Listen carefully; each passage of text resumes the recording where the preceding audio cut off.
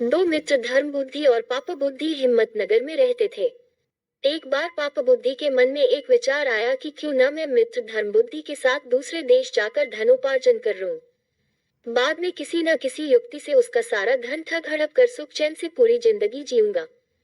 इसी नियति से पाप बुद्धि ने धर्म बुद्धि को धन और ज्ञान प्राप्त होने का लोभ देते हुए अपने साथ बाहर जाने के लिए राजी कर लिया। शुभ मुहूर्त देखकर दोनों मित्र एक अन्य शहर के लिए रवाना हुए।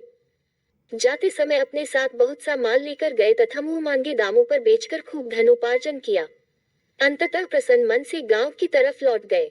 गांव के निकट पहुंचने पर पाप बुद्धि ने धर्म बुद्धि को कहा कि मेरे विचार से गांव में एक साथ सारा धन ले जाना उचित नहीं है। कुछ लोगों को हमसे ईर्ष्या होने लगेगी तो कुछ लोग कर्ज के रूप में पैसा मांगने लगेंगे। संभव है कि कोई चोर ही इसे चुरा ले। मेरे विचार से कुछ धन हमें जंगल में ही किसी सुरक्षित स्थान पर गाड़ देनी चाहिए, अन्यथा सारा धन देखकर सन्यासी व महात्माओं का मन भी डोल जाता है।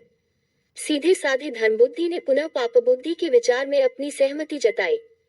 वही किसी सुरक्षित स्थान पर दोनों ने गड्ढे खोदकर अपना धन दबा दिया तथा घर की ओर प्रस्थान कर गए। बाद में मौका देखकर एक रात को बुद्धि ने वहां गड़े सारे धन को चुपके से निकालकर हथिया लिया।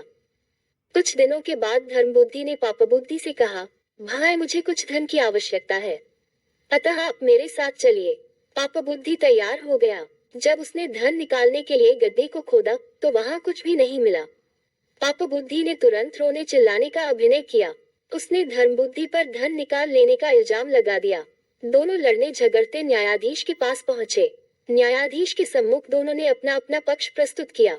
न्यायाधीश ने सत्य का पता लगाने के लिए दिव्य परीक्षा का आदेश दिया। दोनों को बारी बारी से अपने हाथ जलती हुई आग में डालने थे।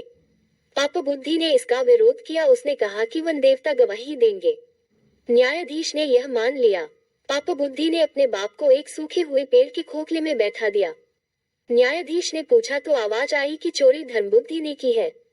तभी धर्म बुद्धि ने पेड़ के नीचे आग लगा दी। पेड़ जलने लगा और उसके साथ ही पाप बुद्धि का बाप भी। वो बुरी तरह रोने चिल्लाने लगा। थोड़ी देर में पाप बुद्धि का पिता आग से झुलसा हुआ उस वृक्ष की जड़ में से निकला।